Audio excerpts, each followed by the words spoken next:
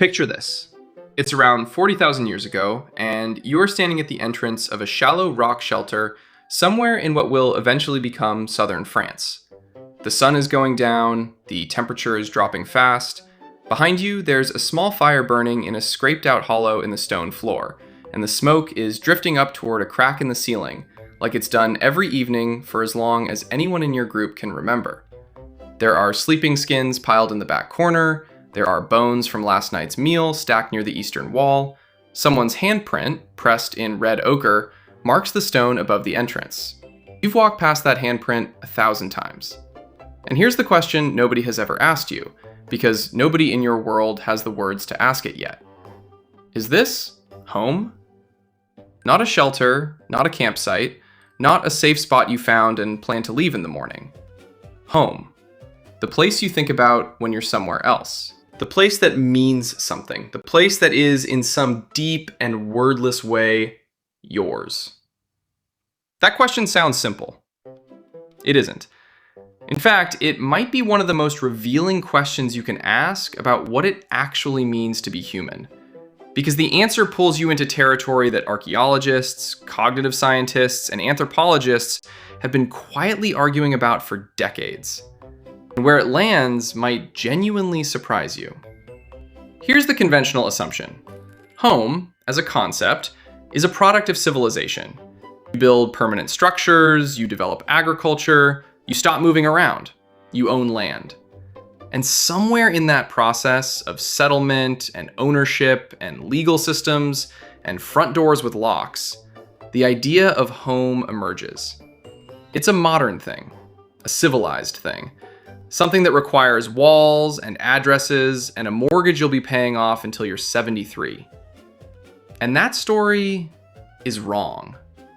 Or at the very least, it is profoundly incomplete. Because the evidence, scattered across excavation sites on 5 continents, suggests that the human relationship with place, the emotional and cognitive experience of somewhere being more than just a location, is not a product of civilization at all. It goes back much, much further than agriculture. Much further than pottery, much further than the first permanent structures anyone ever built. It may, in fact, be one of the things that made us human in the first place. But let's slow down, because this is exactly the kind of claim that needs to be earned, not asserted. Saying that ancient humans had a concept of home is not the same as saying they had the word for it, or that they experienced it the way you do, sitting in your living room on a Sunday morning with coffee and nowhere to be. The experience of home across deep prehistory was almost certainly different from yours in texture and in kind. Noisier, colder, more dangerous, more communal, less private. The idea of a room of your own would have been alien in every sense of the word. But here's what the record actually shows, and what makes this question so endlessly interesting. When you look at the places where ancient humans kept returning, kept living, kept building fires and leaving traces of themselves across thousands of years, you stop seeing just survival behavior. You start seeing something that looks a lot like attachment. An attachment to place is not the same thing as finding shelter. Animals find shelter. What we seem to have been doing is something different, something that requires a particular kind of mind. Consider what it actually takes, cognitively, to have a home. You need to be able to imagine a place when you're not in it. You need to carry it with you mentally, to feel its absence, to orient yourself in the world relative to where it is. You need some sense of identity that is tied to location. These are not trivial cognitive operations. They require memory, imagination, a sense of self persistent enough to feel that it belongs somewhere. They require, in other words, a mind that works a lot like yours. And the archaeological record, frustratingly partial and fragmentary as it always is, keeps turning up evidence that our ancestors had exactly that kind of mind, earlier than we expected, in ways that are harder to dismiss with every new dig season. Over the next few minutes, we're going to look at what the bones and the burned hearths and the ochre-stained stones actually tell us. We're going to ask when a campsite stops being a campsite and starts being something more. We're going to get into the cognitive science of what a home actually requires from a brain. And we're going to end up somewhere that might change the way you think about the place you went back to last night, without even really thinking about it. Because it turns out, the question of whether ancient humans had a concept of home is really a question about when we became the kind of creature that needs one. And the answer to that is older and stranger and more human than you probably think. Let's start with a site most people have never heard of, Ohallo 2. It sits on the southwestern shore of the Sea of Galilee in Israel, and it was submerged underwater for most of modern history, which is actually why it survived. About 23,000 years ago, the water level dropped and exposed something extraordinary. The remains of 6 brush huts, built from branches and reeds, arranged around a central hearth, with evidence of repeated use, food storage, and what appears to be a designated sleeping area inside one of the structures. Grinding stones for processing plant food, concentrations of fish bones near one edge, a human burial, intentionally placed inside the settlement perimeter. 23,000 years ago, before agriculture, before pottery, before any of the things we normally associate with settled human life. And yet, what you're looking at when you read the excavation reports is not a random overnight stop. It is a place that people came back to, organized, maintained, and buried their dead within. That last part matters more than it might seem. You don't bury your dead somewhere you don't intend to return to. Think about what a deliberate burial inside a living space actually implies. It implies that the dead belong here, that this place holds them, that the people who remain are connected to this location through something more than convenience or access to food. You are placing your grief in a specific geography. You are saying in the most physical way imaginable that this ground means something. Ohallo 2 is not a unique case. It is one of the clearest examples, but the pattern it represents shows up across the archaeological record in ways that are hard to explain away. At Wonderwork Cave in South Africa, there is evidence of continuous human occupation stretching back in layers for almost 2 million years. Not the same individuals, obviously, not even the same species through all those layers, but the same place, returned to again and again across geological time. Something about that location kept drawing human and pre-human populations back. The cave faces north, which in the southern hemisphere means it catches the afternoon sun. It has a reliable water source nearby, the entrance is wide enough to let light in, but defensible enough to provide security. Practical reasons, sure. But practicality only explains the first visit. It doesn't explain the handprints on the walls. It doesn't explain the ochre. It doesn't explain why, across hundreds of thousands of years, someone kept coming back to this specific cave, rather than the dozens of other equally practical options in the surrounding landscape. And then there is Terra Amada, a site on the French Riviera near modern Nice, dating to roughly 380,000 years ago, where researchers found evidence of oval-shaped structures, post holes, suggesting some form of built shelter, hearths in the same positions across multiple occupational layers, meaning people came back to this site across multiple seasons and rebuilt their shelters in essentially the same configuration each time. Same layout, same hearth placement, same location for sleeping areas based on the artifact distributions. That is not random. That is memory applied to place. That is someone coming back to somewhere and rebuilding it to match a pattern they carried in their heads from the last time they were here. Now, here is where the skeptics have a fair point, and it deserves acknowledgement. Returning to a place because it has resources is not the same as having an emotional concept of home. Animals return to the same locations constantly. Salmon return to the same rivers. Wolves patrol the same territories. Birds return to the same nesting sites year after year. Territorial behavior is ancient and widespread, and does not require anything like the human experience of home. So is what we're seeing in these archaeological sites really different? Or are we just projecting? The distinction, and it's a real one, lies in what people were doing beyond the basics. When you find ochre used to decorate a living space, you are not looking at survival behavior.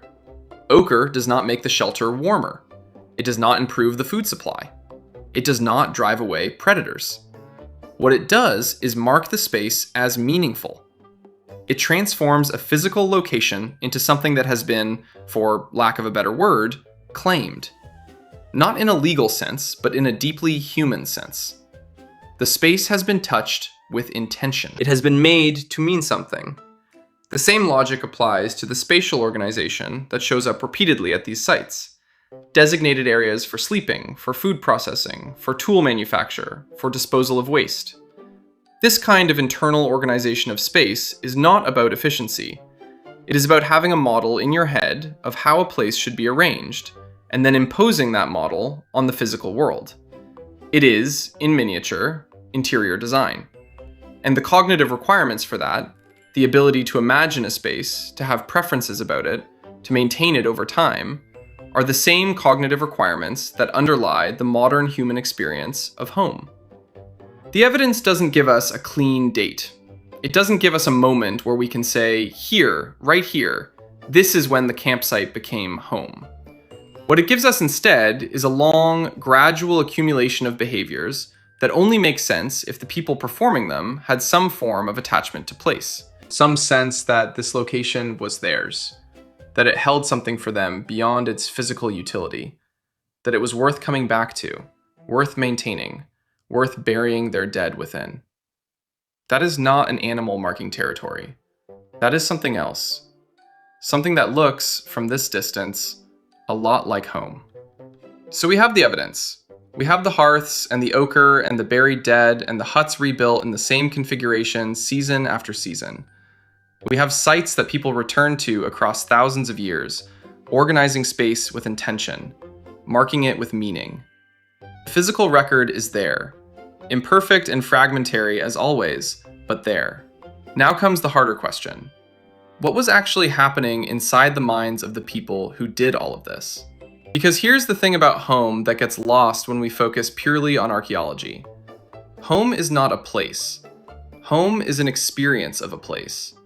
And experiences live in brains, not in stone floors and post holes. You can excavate a hearth. You cannot excavate a feeling.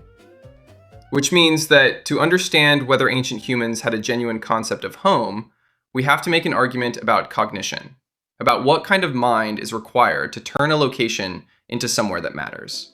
Let's start with what cognitive scientists call place attachment. It's a term from environmental psychology, and it describes something most people have experienced without ever naming it. The feeling of connection to a specific location that goes beyond its practical value. The way a childhood house feels different from every other house. The specific weight of returning somewhere after a long absence. The disorientation of losing a place you were attached to. Not just the inconvenience of it, but the grief. Place attachment is not the same as familiarity. You can be deeply familiar with an airport. That does not make it home. The difference is emotional investment. The sense that this place is part of who you are. For that to exist, you need several things working simultaneously in your brain. You need autobiographical memory, the ability to store and retrieve personal experiences tied to specific locations. You need a stable sense of self, persistent enough that the you who was here before is recognizably continuous with the you who is here now. You need the capacity to project yourself mentally into the future, to imagine coming back, to anticipate return. And you need something like emotional memory, the ability to associate a place not just with what happened there, but with how it felt. These are not simple operations, and for a long time the assumption was that they emerged late in human cognitive evolution, bundled together with language and symbolic thought, and the broader package of behaviors that archaeologists call behavioral modernity, that cluster of traits that appears somewhat suddenly in the record around 40,000 to 50,000 years ago in Europe. Cave paintings, personal ornaments, long-distance traded materials, ritual burial. But that timeline has been collapsing for years. Behaviors we associate with modern cognition keep showing up earlier and earlier in the record. Ochre use in South Africa going back 300,000 years. Perforated shell beads used as personal ornaments 130,000 years ago in North Africa. Deliberate burial with grave goods at Skul and Kafse in Israel, dating to 90,000 to 120,000 years ago. The cognitive architecture required for symbolic thought, for self-representation, For the kind of mind that turns a location into a home appears to have been assembling itself gradually across hundreds of thousands of years, not appearing overnight in a single dramatic leap. Which brings us to something that tends to get overlooked in conversations about ancient human cognition: the Neanderthals. Because if we're asking when the concept of home emerged, we cannot pretend it was exclusively our lineage that got there. The evidence for Neanderthal attachment to place is genuinely striking. They maintained living sites across multiple generations. They buried their dead, sometimes with flowers, sometimes with grave goods, in a practice that implies they believed the location held significance for the person placed within it. They used pigments to decorate their bodies, and possibly their spaces. They organized their living areas with a spatial logic that mirrors what we see in early modern human sites. Whatever the experience of home requires cognitively, Neanderthals appear to have had enough of it to behave in ways that only make sense if place meant something to them beyond its utility. That's not a small thing. That's a second data point suggesting that the capacity for home is not an accident of our particular evolutionary line. It may be something that emerges reliably in any social primate intelligent enough and long-lived enough to build relationships with specific places over time. Here is the detail that stops me every time I think about it. At several Neanderthal sites, researchers have found evidence of structures built specifically around the location of a previous hearth. Not just near it, around it. The old burned area was treated as a fixed point, something to be preserved and referenced, and the new living space was organized in relation to it. That is not survival instinct. That is memory given physical form. That is someone saying, without words, this is where the fire goes, because this is where it has always gone, because this is our place, and this is how our place is arranged. The hearth as an anchor, the center that everything else is built around. If you have ever rearranged your living room and felt obscurely wrong about it until you put the furniture back the way it was, you have experienced a diluted version of exactly the same impulse. The feeling that a space has a correct configuration, it belongs a certain way. That the place itself has preferences, or more accurately, that your relationship with the place does. That feeling, that specific cognitive and emotional experience, is what the archaeological record keeps pointing toward. Not just shelter seeking, not just territorial marking. Something that involves memory, identity, and the deeply human need to have a place in the world that is recognizably, persistently, meaningfully yours. The campsite becomes a home the moment it starts existing in your mind when you are somewhere else. When you carry it with you. When the thought of returning to it feels like something more than strategy. The evidence suggests that moment arrived in human prehistory far earlier than we ever assumed. And it arrived not because civilization invented the concept, but because the kind of mind that could conceive of home was already, quietly, coming into being. Here is where it lands. Here is what all of it means. You woke up this morning in a place that is yours. Maybe you own it, maybe you rent it, maybe you are crashing on someone's couch and it doesn't quite feel like home yet, and you know the difference because you can feel the difference. You walked through it in the dark without turning on a light because your body knows where everything is. You have a specific mug, you have a specific spot where you sit. There are things on the walls that you chose, or things in corners that you haven't dealt with yet, and both of those things are yours in ways that the objects themselves don't fully explain. The apartment above yours has the same floor plan. It is not your home. You could not be confused about this for even a second. That experience, that immediate, wordless, bone-deep sense of this is mine and this is where I belong, is so ordinary that it barely registers as remarkable. It is the background noise of daily human life. We spend enormous amounts of money and time and emotional energy constructing, maintaining, and mourning our homes. We fight over them in divorces, we grieve them when we lose them, we dream about them for decades after we've left them. The childhood home you grew up in probably still exists somewhere in your nervous system, as a kind of internal geography, a place your mind returns to even when your body never will.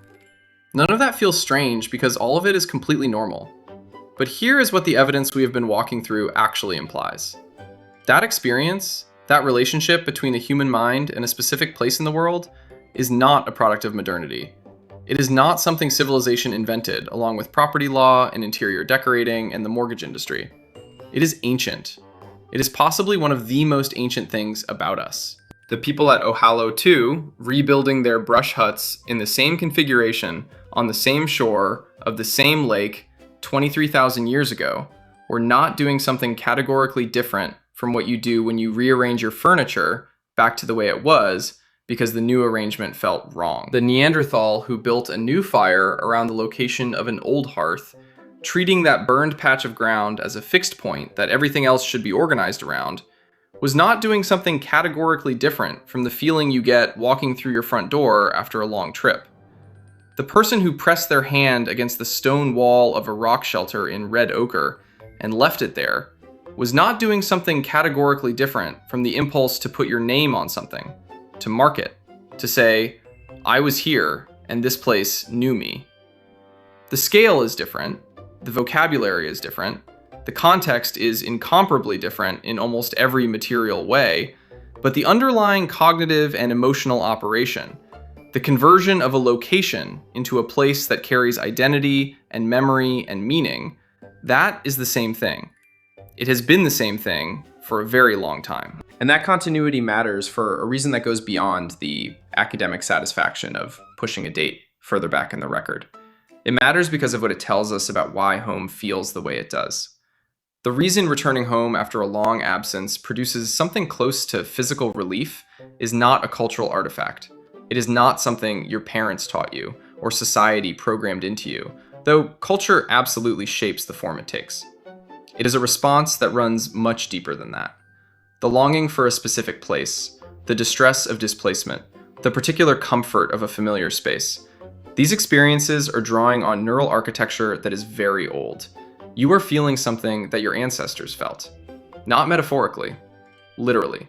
The same basic experience, produced by the same basic cognitive and emotional systems, expressed across an unbroken chain of human lives, stretching back through the ice ages and beyond. There is something in that which is genuinely hard to sit with if you let yourself actually think about it.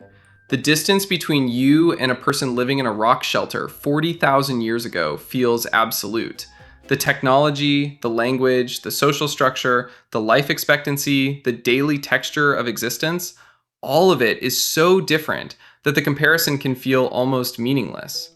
And yet there are these threads: fire, smoke, the faces of the people you belong to, and the place where you go back to all of it. We tend to tell the story of human progress as a story of increasing distance from our origins. We built walls against the cold, and then we heated the walls, and then we insulated the walls, and then we put smart thermostats on the walls, and now we can adjust the temperature from our phones. Each step takes us further from the open savanna, from the rock shelter, from the brush hut on the lakeshore. And that story is true as far as it goes, but the concept of home moves through all of it unchanged. The Neanderthal and the person refreshing Zillow at midnight are separated by hundreds of thousands of years and an almost incomprehensible gulf of technological and cultural change. And they are both, in the most essential way, doing the same thing. Looking for somewhere that is theirs. Somewhere that holds them. Somewhere that exists in the mind as more than coordinates.